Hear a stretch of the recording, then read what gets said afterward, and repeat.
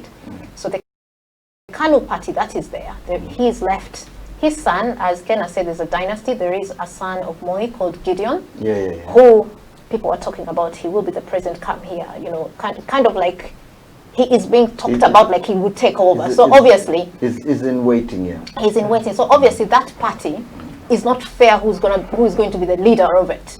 This is a Moi party, and someone with a Moi surname will take it. So there's not going to be anything like, oh, we're going to sit here and have a voting system and we see who's loved by the public, who, you know, who's getting this on merit. No. Okay. So let's have that when we talk about parties. They are not a democrat. They are not a democracy. Now, talking about corruption. Yeah. Something happened.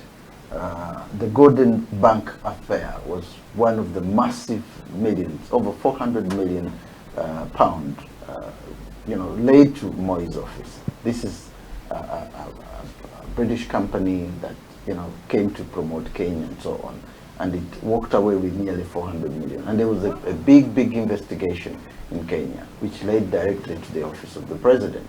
And regardless of what happened, nothing ever happened after that, regardless of the commission of inquiry that took place and found out the missing 400 million from the Kenyan taxpayers' money. This is the something that tainted his image over the years, regardless of the fact that he was never prosecuted for it. Before you go on, just a minute, we need to correct certain things. You know, we are talking about Africa, and me as a Pan-Africanist, I want to correct. You said something that people outside the country reading about what is written in other countries. Now that's the problem. The media, remember, the media is controlled by certain people. Yeah. So your view of Kenya and Kenyan politics. No, can I cut you short a little bit? That story wasn't even going to come out in Kenya. It wasn't.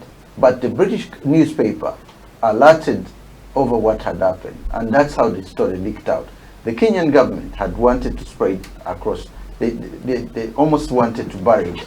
But finally, because it was the president, as the president was in power, but because there was too much noise coming on from outside Kenya, in the end, they had to open a commission of inquiry on that. So that's why I'm saying, look, somewhere along the way, this tainted his image as a man who had fought corruption. I was actually taking you back a bit. Okay, before that, before that we were talking about, you know, the president and how the dynasties are formed. And I was telling you that your view of the Kenyan politics may be different because of the media, which is controlled by the same people. That was just to correct the view that we as Africans need to get the story from people like us, not from media, not read. So that was that. Now, if we move on to what you're asking, which is the Golden Bag, of course, you are right. It was the story was. It was actually leaked by somebody within the government. Somebody worked at the central bank.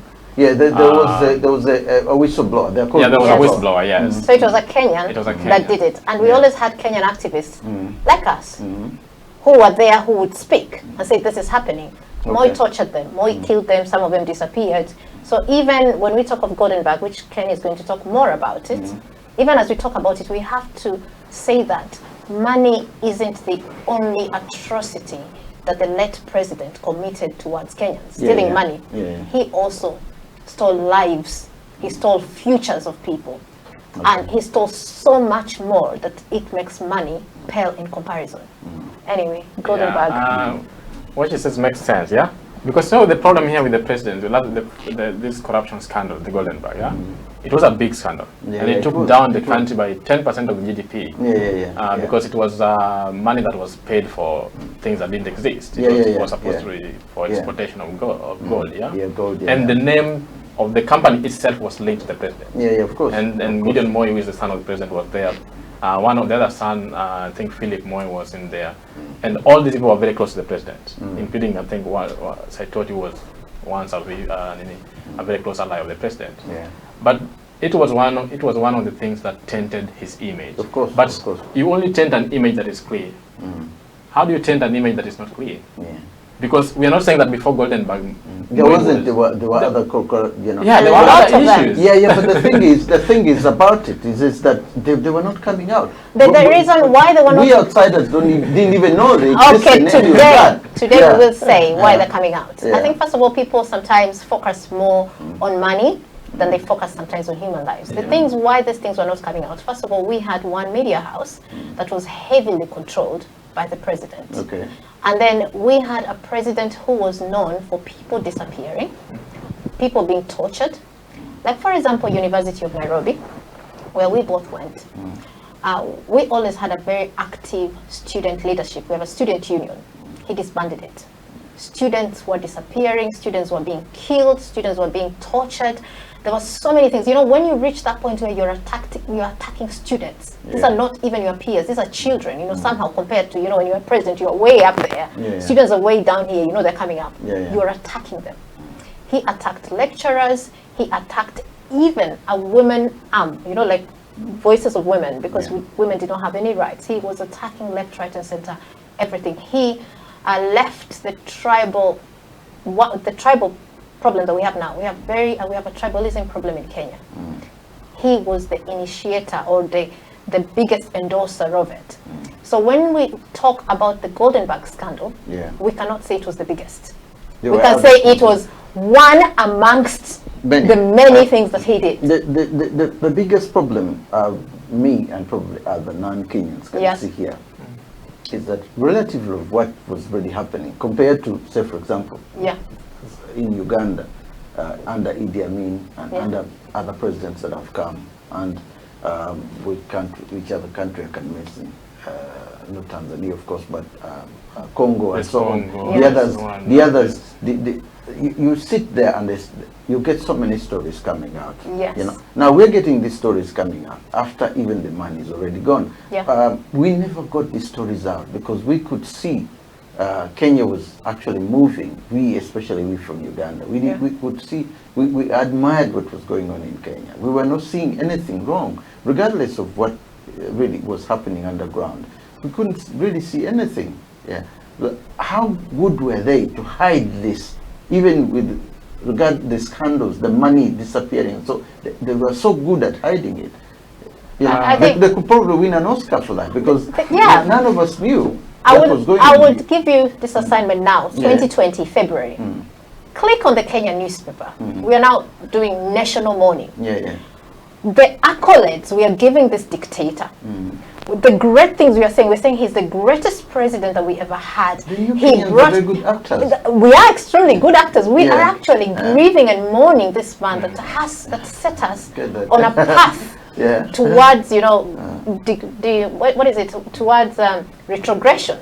But right now, we are in mourning, including people that he tortured. That's the shocking thing, isn't it? People that he detained, people that he tortured, people, including our opposition leader that's now in the government, Honorable Raila Odinga, was tortured severely by Moi, that to the point that when Raila's mother died, Raila was not even allowed to go to the funeral.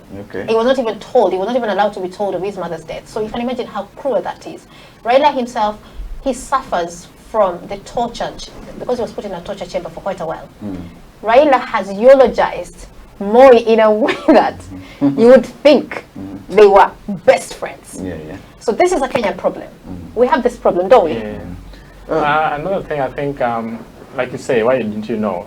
It's not because they were good at hiding it, no. It's because, first of all, after the colonization, Africans became so individualistic and nationalistic in their own ways that they didn't care about what was happening in other countries. Moi was one of those leaders. That's one. I know. The second thing, for you to get things out there, you need an educated and enlightened society. If you get people who are meek, people who are obedient, and people who are demeaned by their leader, who will get the story out there? That's true. So education was a big part of it. At that particular time, we had a few people who were educated, but they were not given the chance because either they were in the government, part of the scandal, or they were in exile. You understand? Or if you tried such a thing, then you'd be. So there are certain things that you must put in place if things are to get actually into the international media. Media being one of them, education and enlightenment being another one, and social media. Now you know we have things like social media. But the thing I find difficult, even when my family lived there for quite some time, is the fact that when you move in, when you're there, you couldn't see anything. Even during Amin's time, or during you move to Kenya, and you're not seeing the police, for example, catching people up and torturing them, or taking them, beating them, or you cannot see, you're just seeing a country with very good you know, with the roads are there, everything is there, the tourists are coming in and out. I mean, there is that way in which either it's you as Kenyans, well, very good, as I said, you're very good actors in hiding, making sure that even when you go abroad, this is because when you're abroad, this is where most of the messages come out. You say, hey, listen, this man is killing our people. This man has done ABCD. This information has to come out. Amnesty International will be jumping on, you know, up and down, say, okay, let's find out what's going on. But even then, that's what I'm saying. Between the years of Moi's time, up until when the coup occurred, there was very little. I would say it comes down to abuse. You know, the pedagogy of the abuse. You know, when people are abused, you operate. There is a little bit of Stockholm syndrome going on, and there's a little bit of adaptation. Yeah, adaptation. Yeah, there's adaptation to the abuse. Yeah. And what I would also like to say is also depends on, as Ken mentioned, being individualistic. So you say, for example, when you are there and when your family was there, they didn't see this, but I saw this. I know people that disappeared. Yeah. I know people that, you know, were living in fear, that were running, they were hiding. So for me, I saw the police. I saw the police brutality. Okay. I saw the helplessness of the people. I saw this because I was, first of all, I was in university, and my father teaches at the university. So when students were being beaten or being done, whatever, we could see it. Yeah. We could hear it. So for me, it was very, very evident. Yeah. It was there because I was in the mix of it. Especially, Moi had a problem again. I believe he had a problem with intellectuals. Oh, right. It comes across that way, isn't it? So he really maligned teachers, and especially university teachers. Okay. He did not like them, and I think it's because he believed that... But he was a teacher himself. He was a primary school teacher. Yeah. You don't compare that to a university teacher. Okay. I think primary school teacher, you teach what's in the curriculum. While a university teacher, you teach things like philosophy, things like, you know, liberation movement, civil rights movement. And this is information that you may not want to be given when you're a dictator.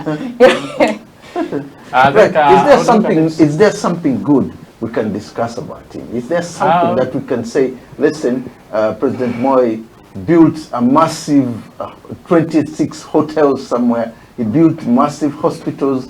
Regardless of, you know, there has to be, I would say there has to be something nice we can talk about this guy, really. There are different levels of leadership, if you go to political science, there are dictators, there are aristocrats, there are normal leaders, democratically elected leaders, you know, there are socialists, you understand, So when we categorizing Moi, we could categorize him under maybe dictatorship, Okay. But that does not mean that there's nothing he did. Of course, as a country, the country has to move on. We pay taxes, things are happening, right? Of course. There are ministers, So despite the corruption and all the massacres that happened during his tenure, we would say he built, for example, a stadium. The Nyayo Stadium, where he was theologist today, was built under his leadership. So we would say those things are there. But let me ask you, you know, the problem is, if you have so little to talk about, why do you want to search for the good to talk about? If your child gets a 0 in a paper, why do you want to start looking for the question that he did well? If actually there was nothing that he did well. The thing is that in every statement that is always made, this comes back to me, there is always a but. There is always a but. Somewhere not around necessarily. The way, some. There is always a but ABCD. But I mean, I look at the situation. We had conflicts in Uganda. There was a guerrilla movement in Uganda that took place, and for many years people were killed as well, and so much. But he brought in these leaders to try and sit down and negotiate and come to an agreement. He brought in, and he failed, but he at least invited them to discuss our issues about the problems in Uganda, and to try and see whether the Ugandan group movements can sit down and form a government, which never happened. Museveni went on anyway, eventually. Then there's the issue of Southern Sudan. He got involved in Southern Sudan as well, a little bits and pieces over there. He didn't go beyond the East African region anyway, but he got involved, you see.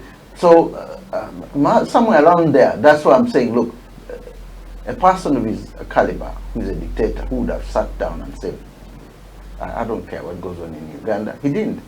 You see, that's what I'm saying. There is but then the but. This is what I'm thinking. I'm thinking if your house is on fire and the neighbor's house is on fire, and you leave your house on fire to go and help the neighbor put off, and you're leaving your children burning. As a child in the house that's burning, I'm dubious to actually say that, oh, you know, but he helped the neighbor's house. As long as you're burning, you left our house burning. I don't care that you went to save the neighbors. The thing is that we are burning. But in terms of asking any good that he did, this is a research that I tried to come up with. I did ask because in my experience I didn't see any good. So but I said maybe I'm a bit biased, maybe there's a good out there. And I went on a research finding mission and I actually unearthed more bad. I found even more bad than the ones I'd not heard before. I found even more. And I thought, oh gosh, I'm now getting far away. But listen, milk. No, let us talk about the milk. Let us talk about the milk. The students were getting milk. Let us talk about the milk. They don't even get that. We are the students. Did you get the milk? I didn't get the milk. Did you get the milk? No. Okay, and for me, I got the milk for one term, only on Friday, twice a month. For one term. So this milk. Okay, let's give him the milk. Who got the milk? Who got this milk? But still, if we say he got the milk, is this something that a leader for 24 years should be eulogiized with? Because let me ask you something. But this milk that we are saying we didn't get.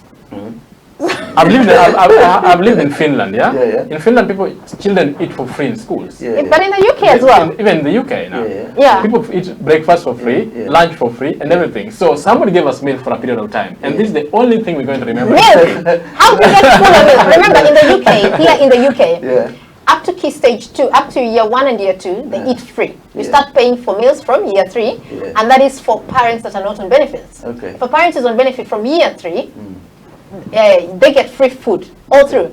Milk. We're talking food. Milk during break time, food during lunchtime, a snack, food. You're telling us milk.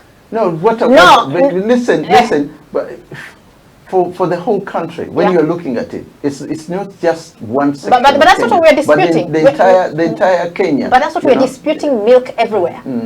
We have to quantify this milk. As Kenna said in the whole of his schooling, and he was born during Moi's era, he never took the milk. I'm saying, me too, I was born during Moi's era, I remember milk for one time. So this milk, but it's not 24 years of milk. But anyway, I would say this, there are people who got the milk, and maybe that's what they remember him for.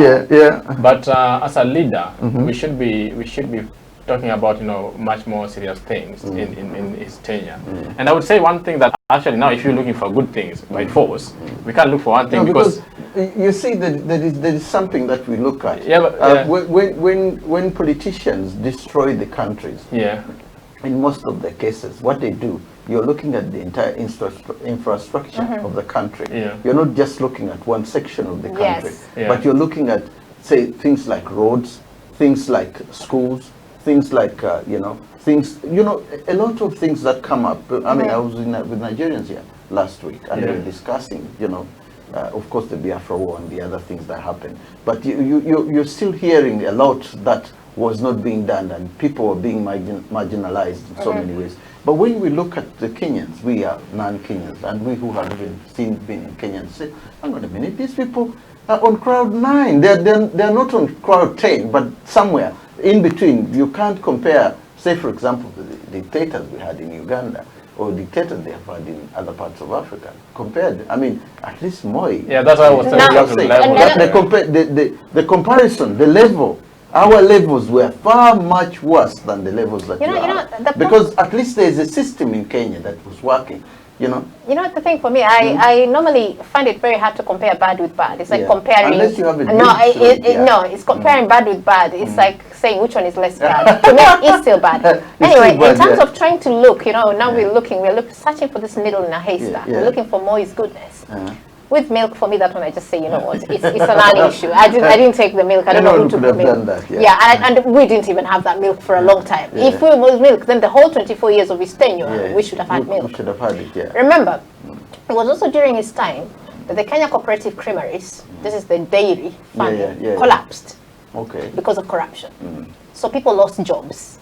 People lost milk. You know, we had farmers, including my grandmother, that used to take milk, and she would earn money from that. She lost all this. So even this milk that we were being given, where it was coming from, people were losing money. So it kind of swings and roundabouts. It kind of cancels it. Okay. Now, people have said about education, they have said that Moi really promoted girl education. Yeah, women education. Yeah. Women, that girls' education. They've said Moi promoted it. Now, I would like to comment this with 2 points. First point, it's like a parent providing food for a child. I don't think a parent should be applauded for providing food. It's kind of like it's his obligation and it's the child's right. So for to say Moi promoted girl education, I'm thinking, but that is what he was meant to do. He was meant to do. And anyway, in this promotion of the girl education, I am a girl that went to school during Moi's time. Yeah. And I would say that there was so much discrimination and discrepancy in the girls' schools. Like some of the courses we were doing the home science and, you know, the courses that they thought this is girl courses. Okay. And things like engineering, mechanics, and geography. And, you know, going to the boys. We're going to the boys. So as much as he was promoting this girl education, I find it was very much gendered. And that is why, in his time, the university had got so much percentage men than women. And it's not that the women were not clever. It was just that the school were letting us down. We were doing courses that were not taking us to university. So even when we say he promoted girl education, I question a lot. And remember, when the female movement, when the women empowerment movement came, during his time, women went to Beijing, you know, for women rights and stuff. He really frustrated that effort. He frustrated women rights. He threw... How about the universal credit, which was introduced by him? And most of the women in villages benefited from that. Universal credit, something like... yeah, universal credit, which was being given up. It was started, he went to India, got the whole thing from India. When he landed back in Kenya, he started it. And it was going on to women. Most of the money being given, most of the recipients of the money of the investor credit went to women in rural areas. And again, that came down to control. He was doing it to control the masses when it came to things to do with voting. Now, he learned very early on that if you want support of the people, you need to get the support of the women. So the whole idea was not to empower the women. Empowering women did not need him to come and give us handouts. Empowering women required him to give us opportunities. The same opportunities he was giving men is the same opportunities he should have given women. You know, we compete on that ground, but coming and giving handouts, you know, here and there, and then the handouts, first of all, it creates dependency. And then second thing, it makes you think that you've done the best for them. You say, you know, after all, I gave you this. So even that, as in every little thing that Moi did, I find it was all done in a very backhanded manner. And it was done with an intention of him winning something, and that was power. So it was never done with the genuine interest of wanting to serve people. It was like, what do I get from this? And if you look at this universal credit, it was a pittance he was giving. And if you look at the things he took, if you look, Moi is the richest, I can say he's the richest Kenyan, isn't it? Really? Oh, yes. The things they own, it is so much. So I'm thinking, just what they own, they can feed Kenya. They can help people, just that. With the wealth, the kind of wealth that but again, I would say if we were looking at the good things he did, okay, you talked about the universal credit. It could have been a good idea. I wouldn't deny, but it didn't take off. As we speak, where is it right now? If we build systems, because if you look for 24 you blame the banks more than you blame the government. But the banks are not investing. It's even there. But he ran the banks. He owned most banks. He had most shares in the banks. The banks were his. And the rules that were placed, any bank that came to compete, it was given so many sanctions that eventually would have to die. As the president for 24 years, one of the things that most African leaders haven't actually focused on is we don't build systems. So if you come with an idea like the universal credit and you implement it and you don't leave a proper structure on which it's going to survive even after you go, then we cannot actually give you credit. You know, people like Mobutu Sese Seko, people like Idi Amin, some of the leaders we've had in Africa, I could say the dictators. If you remember the Modi first, it's the bad things they did. Of course. And why are we cleansing our own? Why are we cleansing ours? Because we also need to remember them by what they actually did. Yeah. Even these people like Mobutu Sese Seko and people like Idi Amin Dada, people like al-Bashir is now going to the SEC. Their countries were moving on. It's not like the country came to a halt. That's one thing you must understand. So if you're going to look for a good in the bad, you will find the good, but it's not a good thing though. Because the country can move on, even if you become president today without an idea of what presidency contends. The country will move on. Yeah, of course. Because there are things that people are doing down there, right? So the fact that there were certain roads that were built cannot give somebody credit to cleanse what he actually. The reason why I was saying that is the fact that you see when it's because we are doing comparison. If you're comparing him and, for example, Idi Amin, or him and any other leaders, you could say, I think I would have had Moi than I would have had Idi Amin. But having said that, I want us to look at the West. The West, for example, they supported Moi quite a lot. And I think that's one reason. The British government, the Western governments, they all supported Moi. Because there was a lot to gain from Kenya at the time. Not just in terms of tourism, but in terms of investment. Because they invested quite a lot there. The British put a lot of investment there. And one would say this wouldn't have happened if there was a lot of what you people are saying going on with the human rights and so on. They would have jumped in quickly to say, look, we're taking our money elsewhere. But actually they did. But they did. But then one thing you also have to know, Moi was operating exactly the way the West operates when they come to Africa. The West never comes to invest if they're not sure they're going to get 1,000-fold of their returns. So one thing you had mentioned earlier on, that Idi Amin was worse than Moi. Now one thing you have to know why Moi's story may have not got out there so much in the public, it was because he was a darling of the West. While Idi Amin wasn't, because Idi Amin did not bow down to the West. No, he didn't. Idi Amin, one reason why he became so infamous is because the West hated him. And when the West hates you, it makes sure that they stand on top of a mountain and shout about it. Of course. But when the West love you, they kind of keep it soft. Their medias play nice, even though you're harming your people. So in the scale of trying to say Idi Amin was worse than Moi, I actually, when I think of the massacres, this around the northeastern area of Kenya, they rounded up, they've never given the figure, but it's around 10,000, they say, in one go, and just shot them dead. Really? I would say Idi Amin was worse. I would disagree. Idi Amin could have been worse. I know Idi Amin. You know why I said sometimes I can't say that? I find that sometimes when the West comes and it's the one giving the news and everything, I find sometimes I have to kind of look, is it saying this or whatever? But what I'm trying to say, sometimes comparing bad and bad, or which one is less bad, it's just a bad comparison. We should just say bad is bad. Yeah, of course. Yeah. Of course, So anyway, in this case with Moi saying that the West had come in, sometimes the West does not really care about if it's the people that are suffering, as long as their interests are protected. So it's very possible for the West to come and invest, in the land, to invest, having the place for their military, because we've got the British military in Kenya. So you see, if their interests are still taken care of, for them to have the coffee farms and the tea farms, and so even if we are being killed and we are dying and being mutilated and tortured, but they are still making profit, I don't think they would necessarily have a problem at that point in time. Only when they get attacked or when they are all remember that democracy as a concept is the West. Yes. Democracy as a concept, And one thing you always have to understand when you're dealing with the international politics is that it's the same thing. It's about who gets what, where, and when. That's the whole essence of politics. The division of resources, and what you're getting. So when you're talking about the West in relation to President Moi, for example, this is very smart. When you're doing in democracy, you have to manage people's expectation to a level that they don't interrupt what you're getting. You understand? So Idi Amin may have done it too much that he interrupted the people, interrupted the things that were happening, because the West wants to keep things at a certain level. Be poor to a certain level, not that you're completely poor. No, be poor at a level that we can manage you, but give us the freedom also to take whatever we want. So somebody like Moi must have been given the chance, because he was managing these people. He was managing people to remain at a certain level. But he wasn't doing it excessively to make people riot and interfere with the West. You understand how it works? I understand what you're saying. But how can I say this? If a leader, for example, has that kind of concept, they will support me because of what I have, because of what I'm giving them. But at the same time, you could say he was too fast. because there was a lot going on in terms of, especially as far as medical health is concerned. There were hospitals or dispensaries being built in Kenya.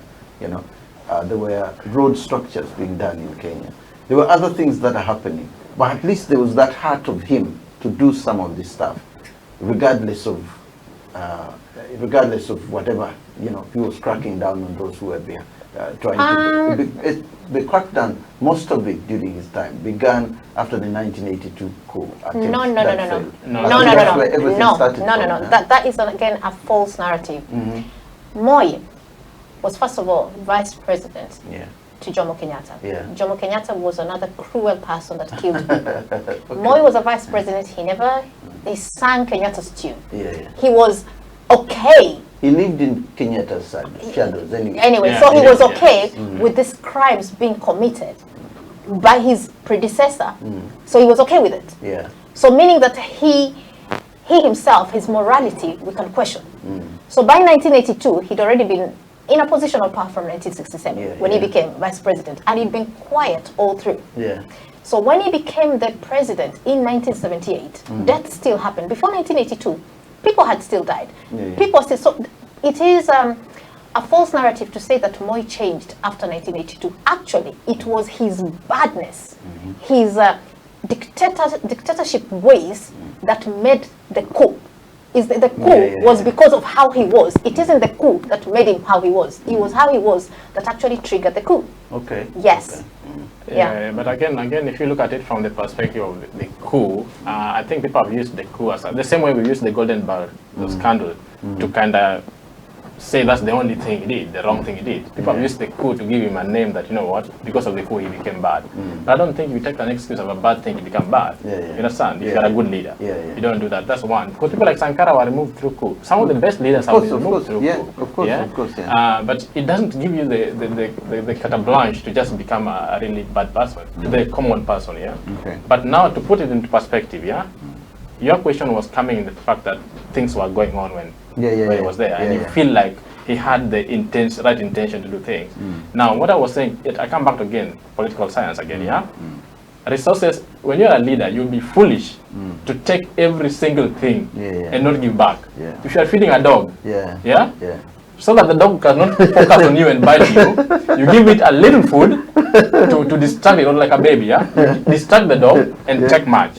It's a political game. So it's not because you may have it's not because you may have the right intention or the love or the interest to actually serve the people. No, it's because you have to play your cards so well that those people remain at that stage and you take whatever you're taking away from them. They don't have to look at you. And that's what they do even right now as we speak.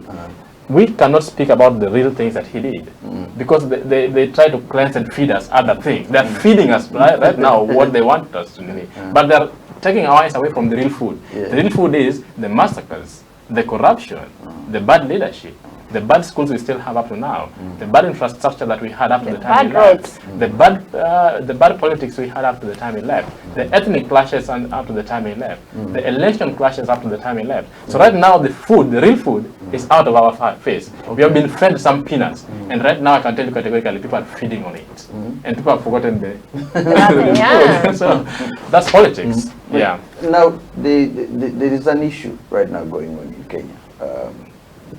You've got an upcoming population in Kenya, and it is a law that, in fact, I think it was Moi who at first had wanted to change it.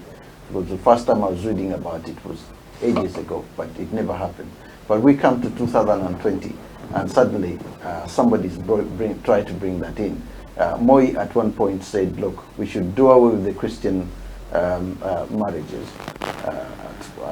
There was that discussion of the Christian marriages in a sense that every Kenyan man could be allowed to marry 2 or 3 women, and then other than following the church ones. Now the entire thing is coming back 20 years after the man left power. I was getting up about it. Maybe you can educate me on this. Is it true? Is it coming up? Otherwise, there's so many Ugandans, Ghanaians would want to go to Kenya. Right up my street. Want to get to Kenya and marry some of these women because the population of women in Kenya is far more higher than the population of men. And there is one man pattern women. No. Let me rectify for you. According to the census, my brothers would be running over there. No, don't run it. Don't run it. Anyway. Yeah. According to the census that's just come out, less than 3-4 months ago. Okay. Women are 51.4%. Yeah.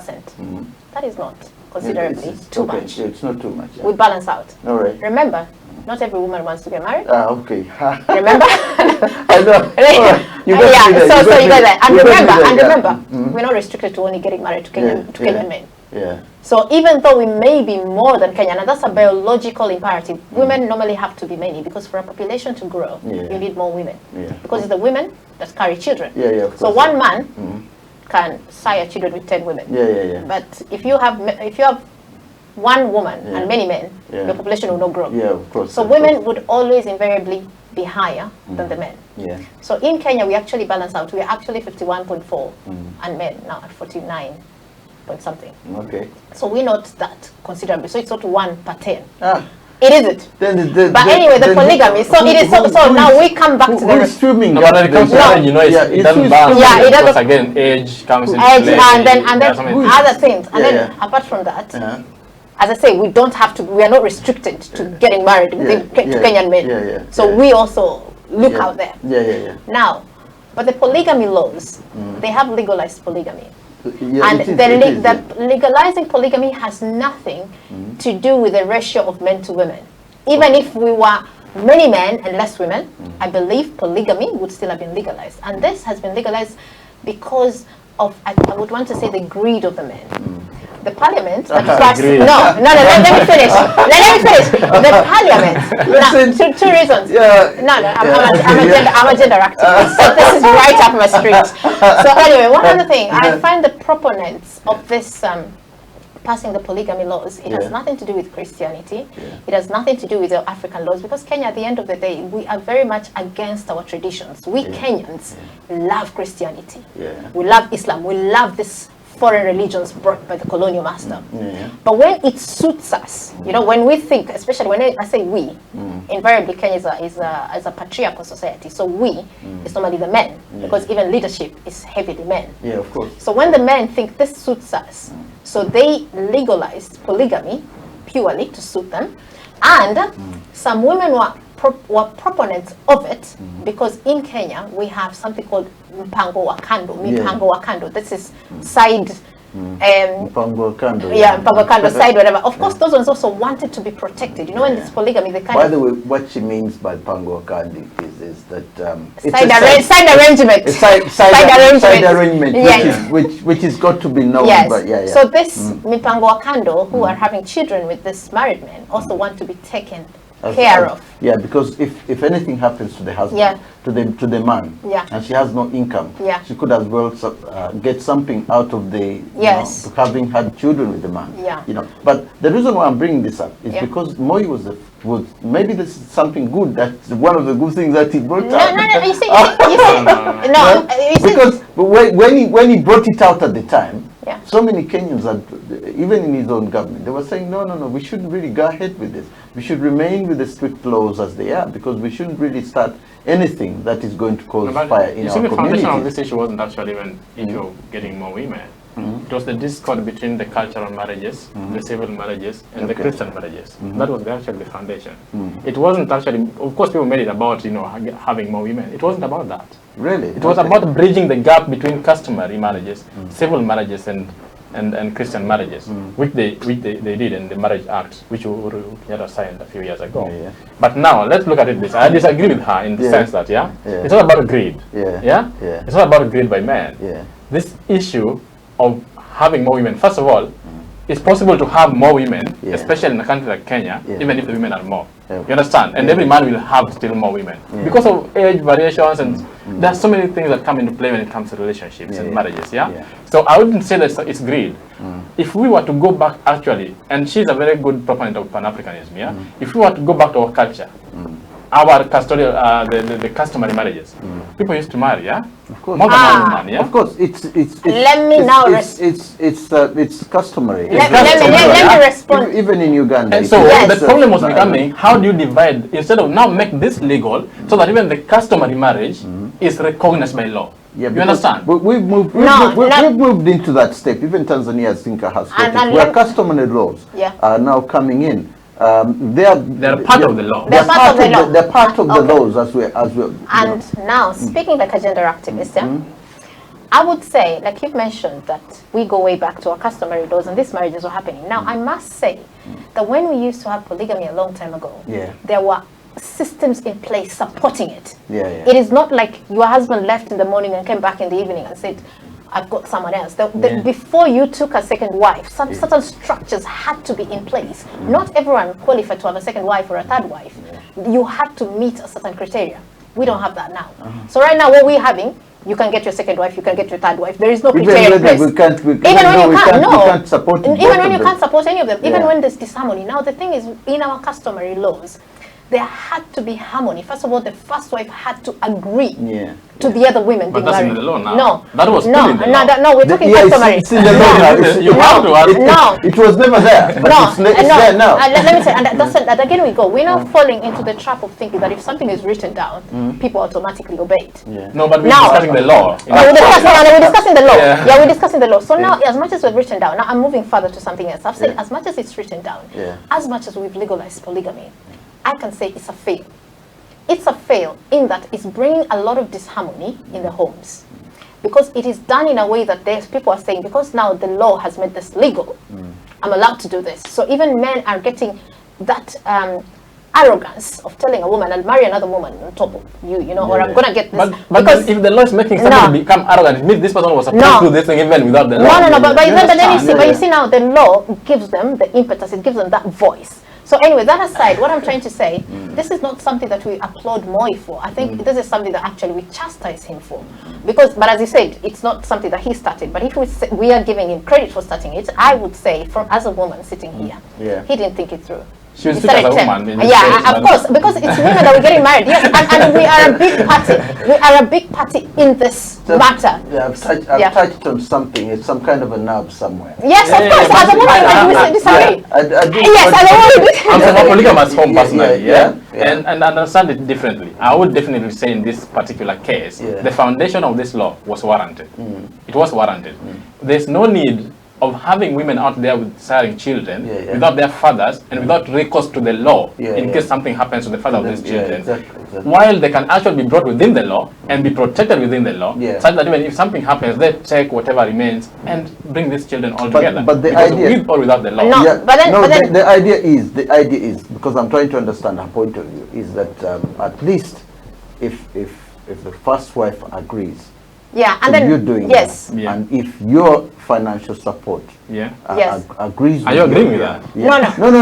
Your financial support, because if that is happening and it's there, then because what she's looking at, or what most other women are looking at, is that even if you can't support yourself, how are you going to support and then the emotional, and the other thing we forget is also the emotional capacity. But not every man can have more. Sometimes even one woman is too much. It's much and then they're having. But anyway, with the polygamy, she probably kill you anyway. Anyway, now you're having 2 or 3. No, I think at the end of the day, with the polygamy laws that have been legalized in the country, I think there was a lot of discussions that need to go around it. And I also believe there are ways in which you can protect children that are born outside wedlock, and even with the polygamy, the other rules.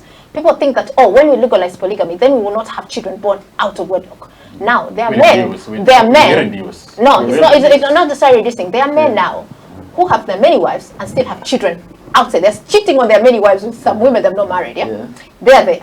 So there are still those children out there. So there's a way we need to have a law that will protect any child born to any father and mother, whether marriage happened, whether polygamy, whatever. These children still need to be protected. The protection should not be based on whether the father has married the mother or not, because children can't get born without marriage having happened. I agree with what you're saying, but at the same time, what I'm trying to look at is that at least he brought the subject into the open, and there was a discussion about it, and regardless of whether the law, what the law is saying, and so on and saying. He was looking into social issues that are happening within the country. Another thing he tried to look at the Somalis, for example. He killed them. He did. But the thing is, There are so many Somalis who benefited from his time in office as president, because at the time, so many Kenyans were actually saying Somalis are not part of Kenya. We shouldn't really allow those. But at one point, Moi said, look, those who are in the country, who are at the border, because there is a certain section of Somalis who are actually Kenyans. They're born within the Kenyan side of it. But we have Kenyan Somalis, they're there. But then have you heard of the, yes, in the northeast and there, have you heard of the Wangala massacre and the Wajir massacre? Yeah. These are Somalis and he killed them. He sent the armed forces there to kill them until the Somali, for the Wajir massacre, the Somali government came and said, if you don't release these people, if you stop killing these people, if you don't stop killing these people, we are coming in and we are going to take over Nairobi. And that is why they were left to go. So I find it very disingenuous that this man that was harming Somalis, suddenly he did roundabout turn. To me, he comes across like this narcissistic people, that today they harm you, tomorrow they're your best friend, then they harm you. I find that even when now they do good things towards you, whereas in the past they've done these abominable things towards you, you cannot really relax. Because, you know, that does not right the wrong that has been done. And you cannot sit here and say that he will not do the wrong again, especially when an apology was not given, an explanation was not given, and denial. Like for these massacres that happened, they denied, and it is now, when he's died, that the conversations have started again. Because even when he was not the president, those conversations could not start. So right now, after his death, just last week, those conversations have begun. These are Somalis we're talking about. The Somalis that we are talking benefited. So this idea that, when people benefiting, it has to be everyone. Of course. You cannot benefit this faction. These Somalis would benefit and the Somalis are suffering. These ones we kill, these ones we keep. No. And remember, the Somalis that were killed were Somalis in Kenya. Within Kenyan borders. These are not Somalis that were out. Outside, So in that case, and remember, we have another case. You mentioned Goldenberg case. There is another case, Anglo-leasing, which was much more money than Goldenberg. It was more than 2 billion. Yes. Like that. Now that's Anglo-leasing in it. We were talking about immigration and how to make the passport, more secure, and there was internal security and everything. Money went, everything went. No one has ever been prosecuted. Now, these Somalis we're talking about. Now we have Somali refugees from Somalia. They are having our passports so easily because of this Anglo-leasing, which compromised our immigration system and everything. So again, telling us that Moi did this and protected this, no, he made us vulnerable, extremely vulnerable. And that is why we even have Al-Shabaab now. Okay, but Al-Shabaab was there before. I think Al-Shabaab was there. It was there even before. Let me comment on that. Okay. I would like to correct on one thing. The discussion on Wangala massacre actually happened. There were commissions that were formed. To look into it. After pressure. After much pressure. Just a minute, There was the commission formed to look into Wangala massacre. There was a commission formed to look into Wajir massacre. There was a commission formed to look into the Anglo-leasing that she's talking about, and the Anglo-leasing is Kibaki's era. Just to get that right. But the main issue we should be talking about was not because there was no discussion. The main issue is the commissions that were formed. What did they do about these things? Most of them were formed to stall the progress of the whole thing, because the commissions came up actually with certain recommendations that nobody ever acted upon. So it's not, I would say the Somalis that were in Kenya were actually recognized by Moi. I wouldn't deny that fact. I wouldn't deny that fact. But we have to recognize that you don't recognize the people and then you kill their people. There's no way it's going to happen. But we had the discussion through public pressure and through political willingness, because there were people who were opposing him. There was international pressure too, and they opposed us too anyway. They opposed people like the current opposition leader. Those are people who spoke out about those issues, and there was a commission. The only problem we now have is that all these commissions that have been formed to look into these issues have been cash cows for other people too, and they have failed miserably. But the conversation happened. Let me correct. When you said that the commissions failed, the key thing is really not the fact that the committees fail. They recommend and they give this to the government, and the government doesn't act. The judiciary, but the other thing, Anglo-leasing. Let me correct you on Anglo-leasing. You said Anglo-leasing happened during the Kibaki government. Anglo-leasing had 8. There were 8 things. 5 from Moi. It started during Moi. There were 5. Yes, no, but then the whole process started from Moi. there were 5 of the Angle listing of the 8. There were 8 big things. 5 came from Moi, 3 came from Kibaki. So the whole process got completed during Kibaki's era, but it started during Moi's time. But see, if Moi got into power because he wanted to stamp out corruption, why would he continue with the companies that were signed under Moi's era? Yeah, so no, Kibaki, it's Kibaki. No, it's fault for both. Because you know what? Remember, even in 2017 elections, when Uhuru Kenyatta was failing, when Raila was winning, Uhuru Kenyatta's mother flew all the way to President Moi, retired President Moi, and whatever it is they discussed, I don't know, but when they came back, Uhuru was sat in State House, and he's been sitting in State House. But and then after, I wouldn't go into I'm not going.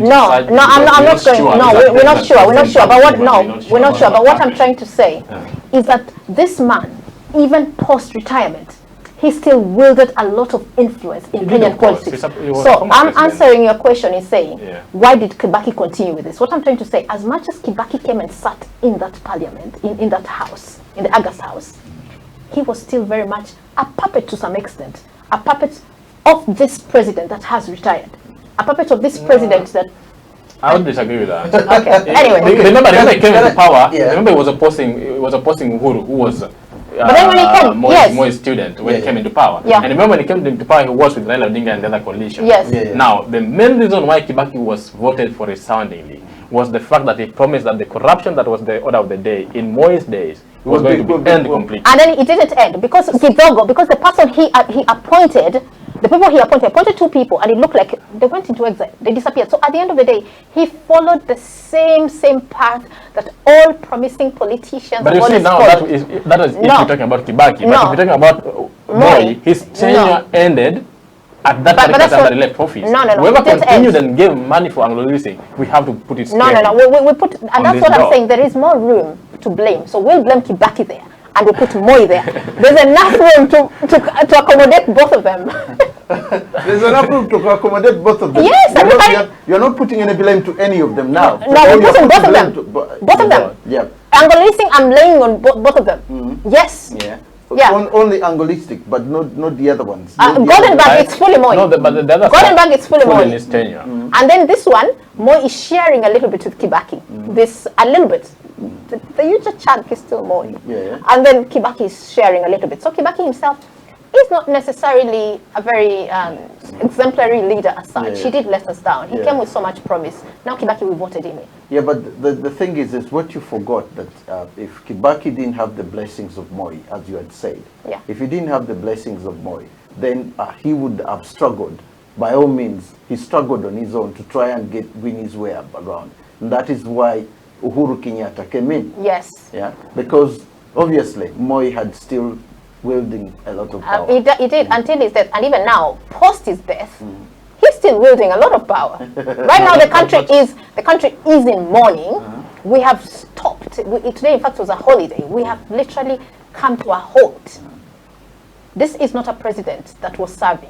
This is a retired president. Of course. The amount of money that we are spending. This is a country that people die of hunger. This is a country that people die in hospitals because we have no resources, neither human nor medical. This is a country whereby the roads is #1 killer. It's killing us more than illness. We have managed to spend so much money for his funeral, and he is not a president. You know, it's different when he's a president. He isn't, and he was rich. He's probably the richest Kenyan. We are spending all this money. So yes, even in his death, and we have managed to rewrite the history. We have whitewashed everything. Now he's the best president. We're even saying he's the one that brought multipartyism while he frustrated that process. He was the one opposing it. We're now saying he's the one that did it. But you know, that brought it. So he is even winning right now. The reason why people build dynasties is basically because of continuation. Moi knew that he wanted his rule to continue for as long as it's possible. And the fact that he's being mourned like a statesman right now is not a surprise to us, because he was building his dynasty for 24 years. But even before that, he has children he's put into politics. He has people like the current president who is his student, the current vice president. So that's the reason why people build dynasties in Africa.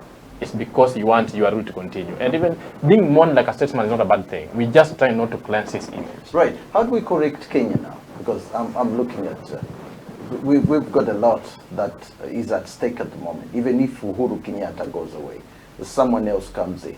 the problems of Uhuru Kenyatta has had will still be there. I've asked this all along. You know, how do we correct? Because what do you mean the problems are correct in the sense that we are looking at problems. We are looking at corruption. Yes. We are looking at institutions that are not working. We are looking at it's a common story of Africa. A lot of marginalization is happening here and there. Now, you're activists. You should have ideas about everything. I think how we need to correct Kenya. Yeah. We need to find our anger. Anger. Yes. We need to find our anger. Anger is not necessarily a bad thing. Violence is the bad thing. Anger isn't. Anger drives change. Like when you think of civil rights movement, and when you think of even women's rights movements, people found their anger and they went to the street and they demanded. You know, say we want our power. We are not children of a lesser God. Yeah. We are not begging. We are not second-class citizens in our country. So Kenyans need to find their anger. We need to find our anger and stand and start asking questions. Because right now, like when Ken says that, we've talked about dynasties, and it is like we Kenyans that don't come from dynasties, you know, we come from names that are not known anywhere. We seem to just be okay. We seem to be okay that right now dynasties are being spoken, and we are very much okay with dynasties. And these dynasties are not working for us. They're protecting themselves. They're working for themselves. And we're sinking more into poverty and despair. And they're getting richer and richer and richer. So we need, because we are many than them. We are so much more than these dynasties. As Ken mentioned, there are only 3 so far we can think of.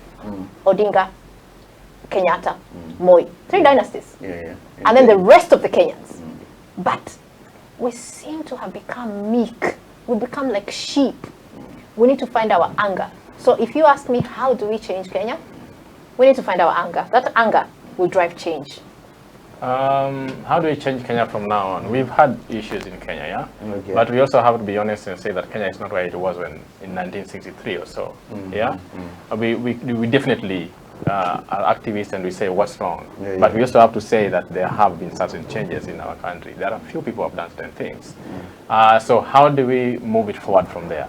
Because like we say, Kibaki may have had these issues, but he had the infrastructural changes. We have certain roads that you could see like Kibaki did quite well. The coalition government between Kibaki and Raila, he did some work. We have our banks, our economy has been growing, if you look at it in that perspective. So it's nothing that's stagnant as we speak.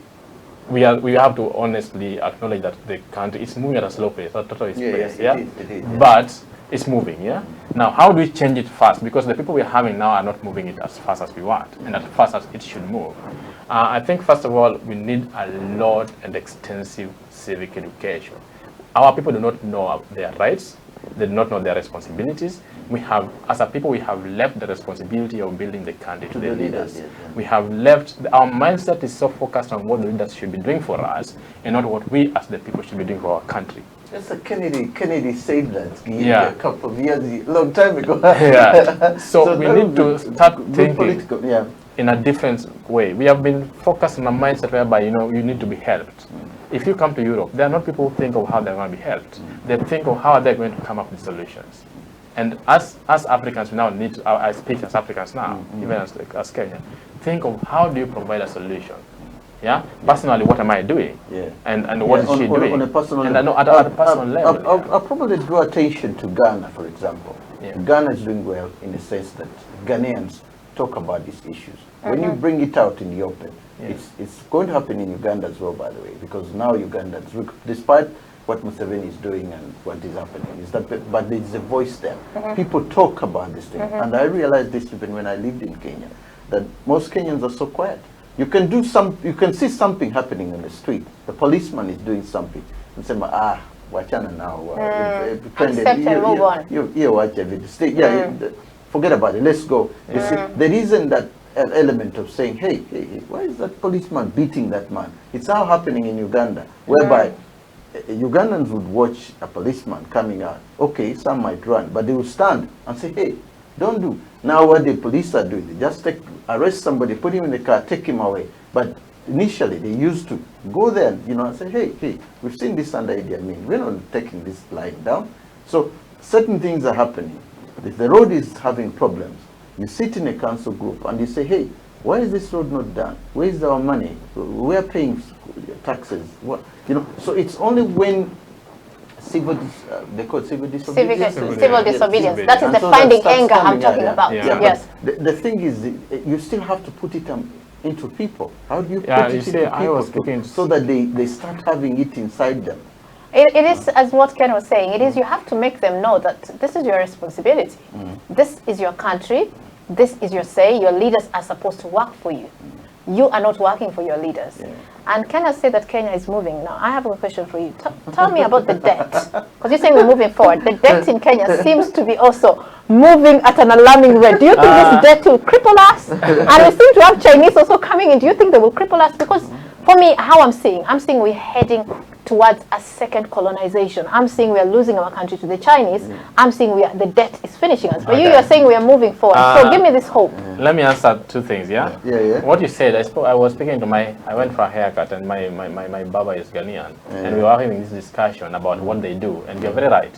Ghanaians actually try to do something. Even now in Europe, they're doing something. The Ghanaians are the only country that has formed a single association in diaspora that is focused. It's called One Ghana. One Ghana. And you know what they are doing? Yeah. They have realized that politicians give money to the poor rural areas when they want seats. And these people are so poor that they don't have any choice but to vote for these people. So they have decided, you know what, why don't we come together as those who are in diaspora and give something, try and develop these rural areas, give them these basic needs that they want, like, you know, a well or something, you know, or build them some houses, so that they have a normal life standard, So that's just an example of what Kenyans are doing.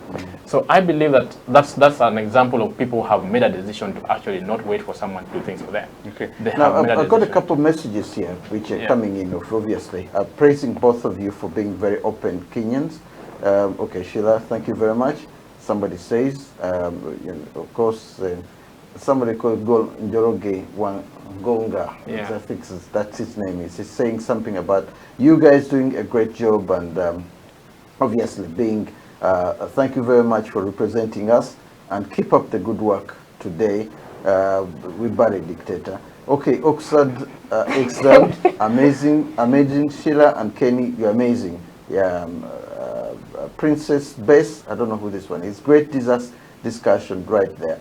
Kenny and Sheila, keep up the good work. Well, most of them are praising you. And have you say friends and how do you say friends in Kenya or something like that? Something Rafiki. Marafiki. He's trying to get you to say that you people are Rafikis of.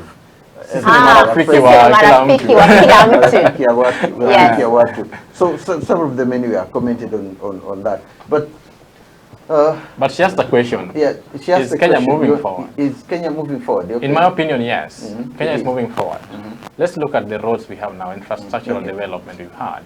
If we look at the coalition government, we look at the second time that Kibaki got into power, we look at the Uhuru's tenure, we have certain things that have moved forward. We have roads that have been built. Our banks are functioning. We haven't Isn't it had debt? any. Isn't it debt? Now when you're living on overdraft, you can't. Let me talk about debt, yeah? First of all, right now, US is the biggest economy in the world, with the biggest debt in the world as we speak. But it pays it though, doesn't it? It pays it, yes. Do we pay ours though? We are paying our debt. The only problem is that if people do not actually understand how that works, it becomes a problem. And there's a euphoria and media, it's a media influence that the Chinese are taking over. They're not taking over. That's one thing. If you do the research, there may be inflation. That's still corruption. There may be inflation in certain projects that are done by the government. But if you look at like the SGR, it may be not to the standards we want it, but it is a project. And it is working as we speak. And it's bringing in money as we speak. Even though it may not be. It's bringing in money. No. Anyway, for another day. I disagree with you vehemently. Debt is good. And trust me, even people become rich. Because you work harder when you know you work debt, again, the debt being good, it depends whether it is a debt worth taking. Because if we say debt is good, people have had their things repossessed. People have lost things that they had. They start from a point. Categorically, Kenya won't be repossessed. Hope is a good thing. The debt is manageable. We just need our taxes to be used in the right way. And so the main thing here is this corruption. If we stamp out corruption, our debt is not something we cannot pay. We can't pay. So that's the question. How do we stamp out corruption? The best way of stamping out corruption, we require properly working institutions that are independent from the executive, fully independent from the executive, mainly. Because remember, it's the politicians. And remember, they're the ones who form these institutions that deal with corruption. If we can have an institution that cannot be influenced by the executive, protected fully by the legislature and the judiciary, will stamp out corruption. The man is remind me next time if you want to stand as the president of Kenya or as a politician somewhere, and I'll come and be your public relations or something like that, and I'm 100% sure you'll be the next. You'll do a very good job as a politician. I will. We're coming towards the end of the program, and I'm trying to find out now the kind of. We discussed more, obviously. And I can't say there is anything nice that I can say, oh, we can pinpoint this particular thing that Moi did. No, we can pinpoint one at least. I have one. But I can say, okay, you have one. I have one, yeah. Right, I think at a time when we were dealing with a country that was so polarized in terms of ethnicities, and because the colonizers came and grouped us in nations that we didn't actually understand, people who took over from those people found a difficult time bringing the nations together. So we could say that if somebody is firm, it may be a bad thing that it breaks the child, but it may also be a good thing that it puts the child in line.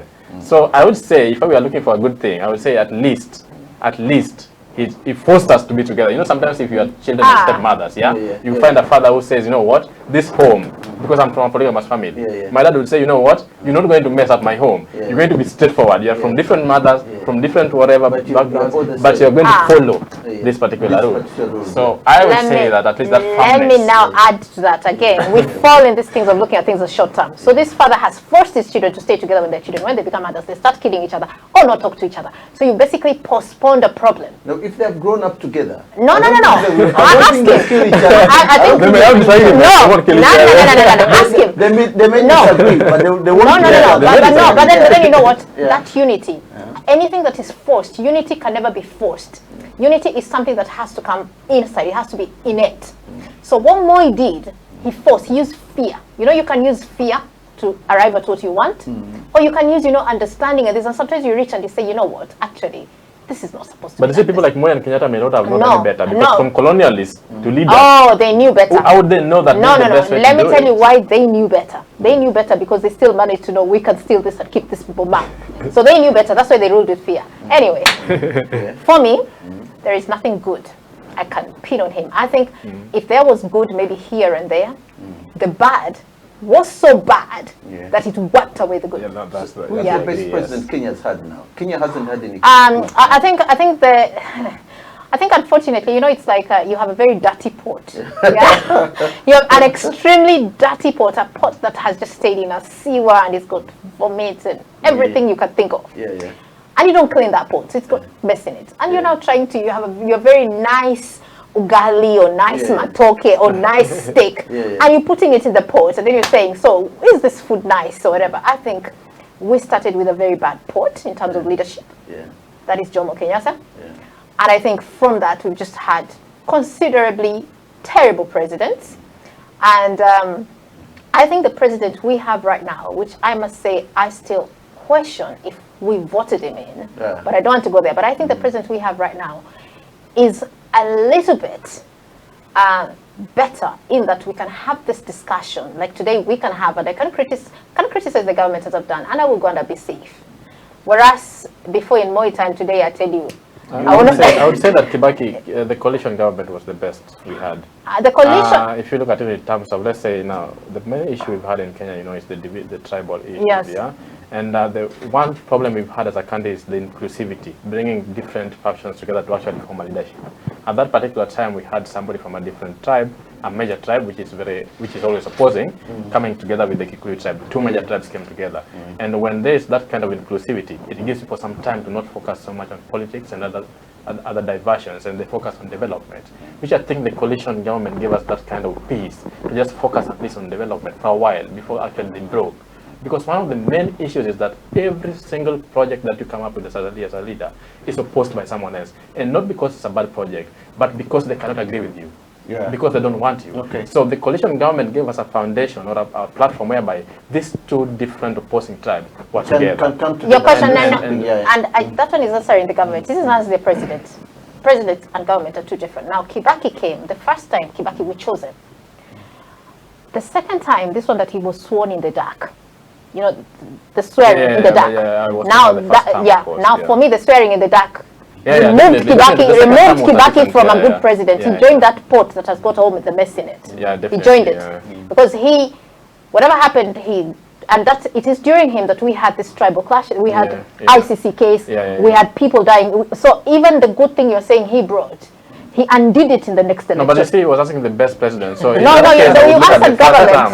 You answered government. No, but the government is president. How do you say what a government is president? He undid. No, he's not the best. For me, who is the best? Uhuru is not the best. No, but that's what I've said. The pot was dirty. And our best president will come. Probably it will be him. But your best president will come. Will come. Maybe it's me. He hasn't been born yet. No, he hasn't been born yet. He hasn't been born. Now we will get a good president. As I say, he hasn't been born. As I say, right now where we're going, where we are, I would say Uhuru is better in that there's freedom of expression, but he's not the best president. Certainly not by any stretch of imagination. He isn't. 2022, we're having elections right now. The dust. Who would you look at coming in 2020? 2022 it will be a sad day for me because I have two choices. I see two choices, and each of them is just as bad as the other. I'm not going to mention them. There's a number of women coming up, by the way. I don't think so. I don't think the woman. I don't think Kenya we're ready to have a woman president. No, we're not ready. What do you mean you're not ready? I think no. Parliament there's so many women in parliament. No, we're not. And I've said there's so many women in parliament, and again, there's a big story around it. Some of the women in parliament are there because they have connections with the men in parliament. So they're not representing us very well. They're actually they're actually reinforcing that idea that we cannot have a woman leader because they're not there on merit. And then the ones that are there on merit, they are so far off. To get it to be a woman in Kenyan parliament, you sometimes become so radicalized that you don't become a very stable person. You're seen as someone that's unpredictable. So we're not ready for a Kenyan. You got answers to everything. But the next president, I think Ruto, as we speak right now. Oh, now you want to break our... the vice president stands the highest chance. It may not be the best, but right now, if the elections were to be held this day, I think William Ruto would take the presidency. Okay. Now, I've got something here which somebody suggested in the Daily Nation of Kenya, and he was suggesting that the involvement of Kenyans got a number of white Kenyans who are born in Kenya, but they're whites who own large farms. Now, several of those are being suggested to join into the political arena. Several of them are being asked, including one whose father was somebody anyway from that region in Eastern Kenya. I know the lady you're talking about. So he was suggested. Now they're also suggesting that somebody, these people in Mombasa and in these islands. In Mombasa, there's a small island in Mombasa. Charlie Island? Where you have this former city, they're like Arabs anyway. The son of the late Ali Mazrui. And another one who these are Arabs who have grown up from the coast of the region. That we need to incorporate those people into the main parties now. Several of them are standing up so that they could come and be part of the Kenyan government. And those suggestions came from somebody from the Daily Mail who wrote a very good article about that, and they were actually handpicking some of those, because if you have only black Kenyans into the system, it's like it hasn't been inclusive. It needs to be inclusive. Let me answer that. Okay. First and foremost, these people. You've got very few minutes. Very much. These people are in our land illegally. This land was stolen. They should return. Seriously, they made squatters out of people. These huge tracts of land. So by virtue that you're saying they own huge tracts of land, what we should do for them, to them, hand that land back. Listen. No, seriously, it should be like that. These people, it does not make a right when your ancestor comes and kills my ancestors and takes my land. Years later, I'm a squatter. You're a landowner. That does not make things right. That land was stolen from us. So rather than me rewarding your thieving ancestry by giving you a position in the national cake, that is making a mockery of our history, our heritage. So first and foremost, I disagree with those sentiments. Whoever wrote that article must go and read again on our history, on what happened to us. So I disagree. Kenya is a land of black African people. Okay. We do not want to start including other people. Kenya has millions of people. You mean English people, in other words? We are being honest. No. What I am saying, the English, no, whether they're English or whatever, anyone that came there through colonialism. Colonialism was something that pillaged us. We were raped, we were whipped, we were stolen, we were just ravaged, you know? Yeah. We don't say now years have passed. We're still living off the relics of Can I give you something here? Yes.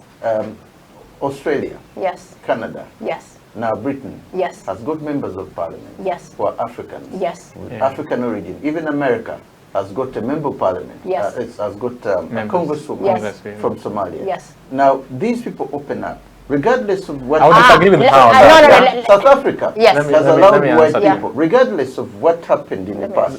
South African has allowed white people. They sit in the parliament. They even say, look, there's even a suggestion among the ANC that, you know, a couple of these white, there's a lady who was Mandela's secretary, white lady. Her son is now a member of the ANC and top up the rank.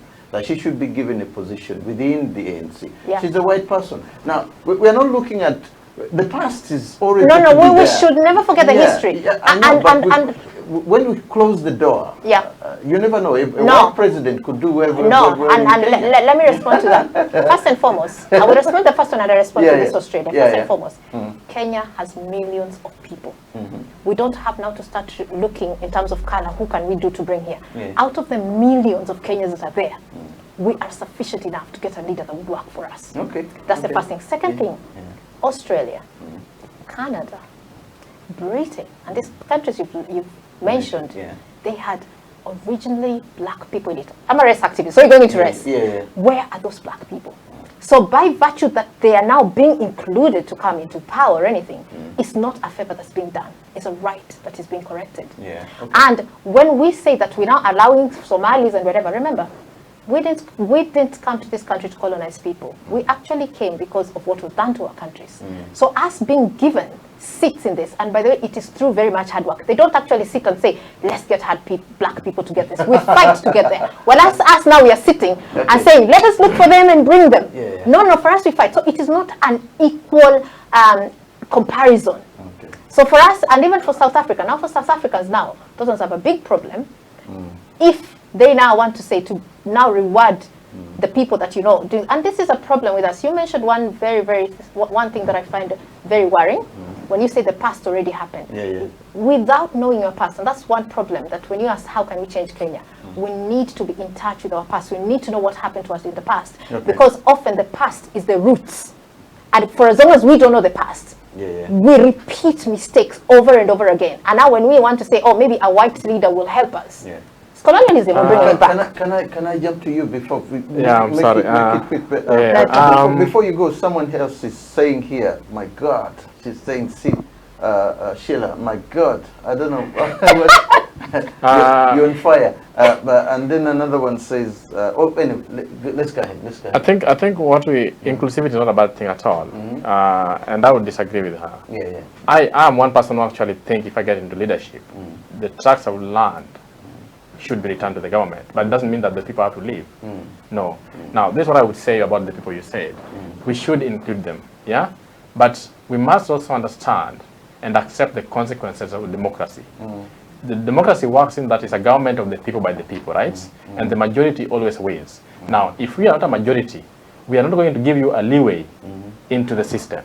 If you cannot find ways of competing with the natives, and finding, like the same way you said in Canada, Britain, they're not given a leeway. There was no particular directive to give them leeway into the parliament. They're part of the system. They're part of the system, yes? So we are saying these people, if they really want to be part of us, let them get into the system. Let them compete with us in a normal way and let democracy prevail. Because this is the system of government that they are not encouraged, the government of Kenya and the people within the political circle haven't encouraged them. You've talked of a dynasty. Obviously, the dynasty is moving their people. Now, the government of Kenya needs to encourage these, these guys from the coast, the Arabs, to jump in. It needs to encourage the white people from the farmers who are, contributing so much to the government. The question here taxes? is, the question they here pay a is, lot of tax. Why would you for want the the land? government? Why? No. Okay, No. But then, okay, one thing. the idea that what I'm saying is the encouragement in a sense that we bring in the Ali Mazloui's sons and so on. Why would you want to bring some? That's the question, and this is the problem we've had in Africa. And that's you're agreeing with me now. The same problem we've had with the dynasties. Why are we encouraging them to come? Exactly. As a person right now, you don't want to encourage them, in other words. You want them to be... They should be interested if they want. I have decided I'm going to run for political office in the future. Nobody is encouraging me. If anything, we're going to be having roadblocks. Actually, I'm going to be having a lot of roadblocks. And then here where I want to be. The white people we are... I sat in the UK and waited for Moi or Uhuru San to come and encourage me to go and stand for office. I will be lying to myself. And I will be lying to the people. Another problem with encouragement, that's how we form fake leaders. That's how we form people who cannot perform. You know why? Because we go and pick them from nowhere, we bring them into the system, and then we give them position by virtue of the fact that they are a certain color or they are white. Origin. Racism. You understand? This is racism. So we cannot, if we cannot in any way create leeways for people from other regions to come into the government. If you want to make it to the government, follow the normal procedure of getting into the government. Go to the people, ask for votes, get elected. And let them not complain because the democratic system is theirs. Even if there are 3 people in the whole country, that's not our problem. Democracy came from the West. It is their system of governance. We have taken it fully. We are now practicing it. Let them follow the same democracy. Now, you said you disagree with me. Would you bring the land back? I would definitely. That's one thing I would we definitely agree. bring the land Then back. we have no problem. Me as I would not the stay land like back. Mugabe did.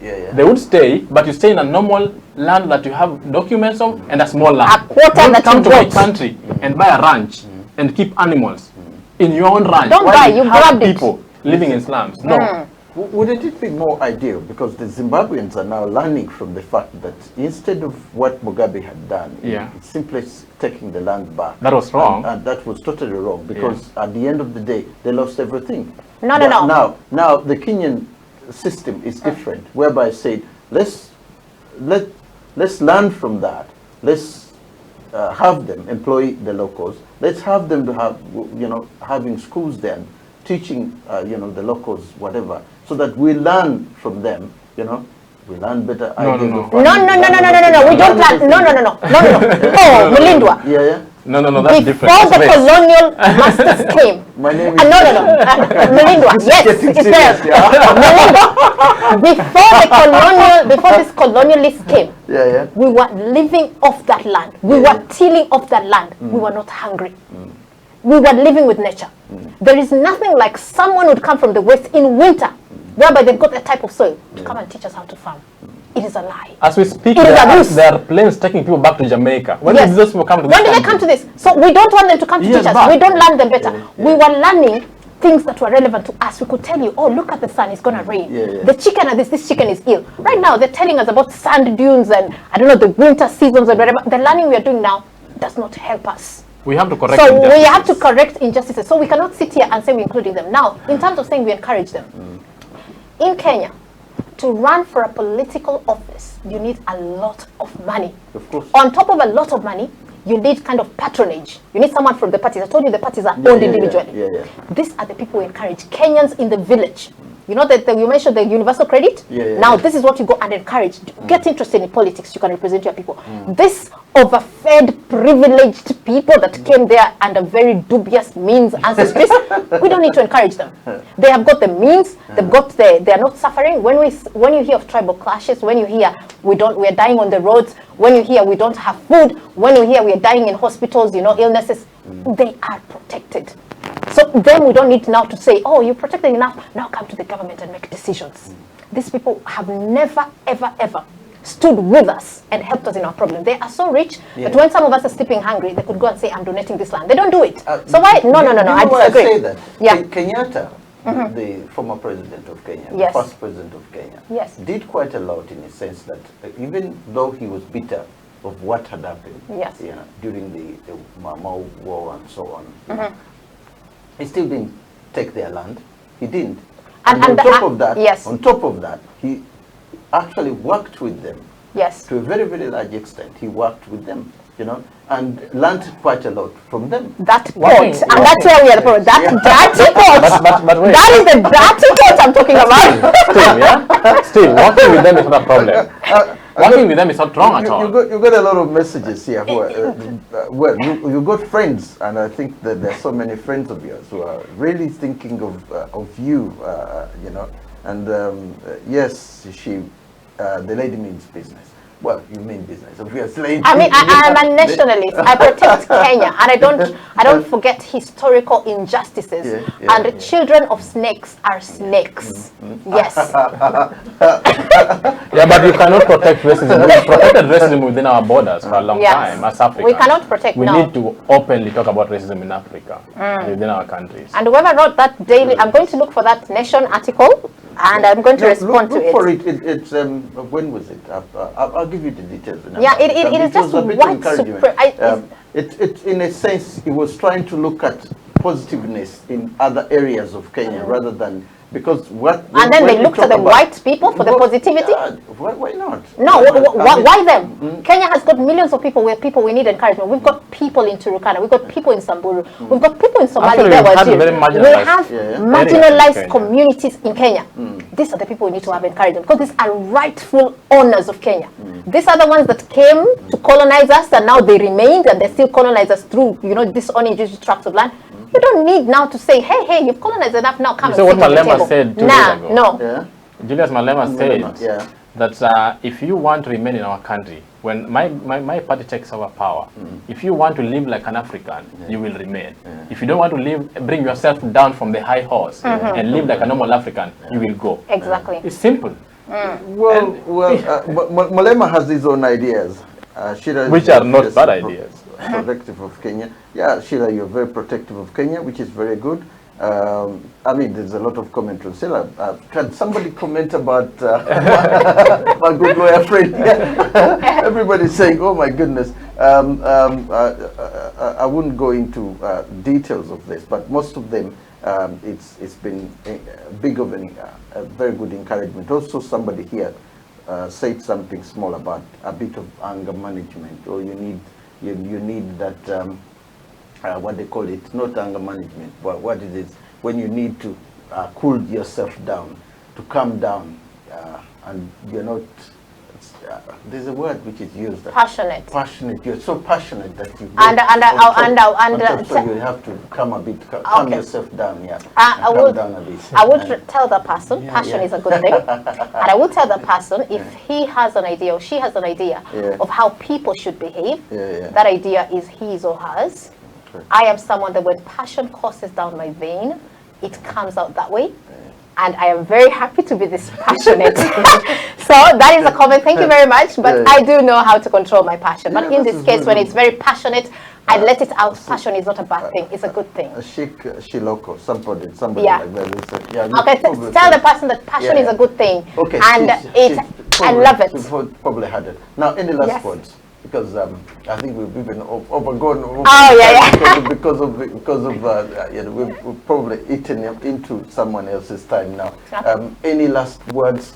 Any couple of words that would be more of encouragement, although not encourage white people, not encourage the Arabs from the other areas to, My words of encouragement, and I first of all. I'm someone that loves the African people. I am African first and foremost, and I protect the African people.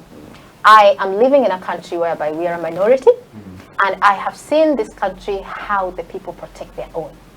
So the word of encouragement I would give not only to Kenyans but to all Africans is that first of all, you are enough.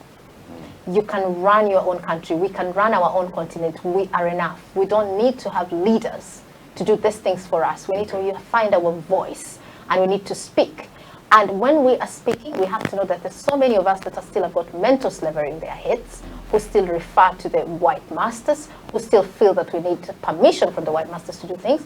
And then, of course, we have the same people who perhaps feel, oh, women should not talk, or women should not talk in a particular way, or they should be quiet and have anger management and stuff. Those people, we tell them, no, we have a voice, and this voice will amplify them. We'll use them to bring change in whatever form. We have passion in what we are doing, and we have to know that as Africans, we are the original people, and we should own our land. We should not always be the people that are poor. Yes. I would say very few words. We need to change our mindsets as a people. And the only way we're going to move our countries forward, and not only Kenya, but in Africa, we have a very young population. I think the youngest in the world. Africa as a continent has the youngest population. And the biggest thing we have to do now is change our mindsets. Somebody once said that if you don't have a vision in your mind, then we can talk about everything else, but no way you're going to. We have to change our mindsets as a people and as young people and know what we actually want to achieve within our countries. We have to start participating in politics. We have to start participating in these discussions. We have to do the little you can do to contribute to the growth of your country. Do not wait for someone. Do not sit down and wait for someone to do it for you.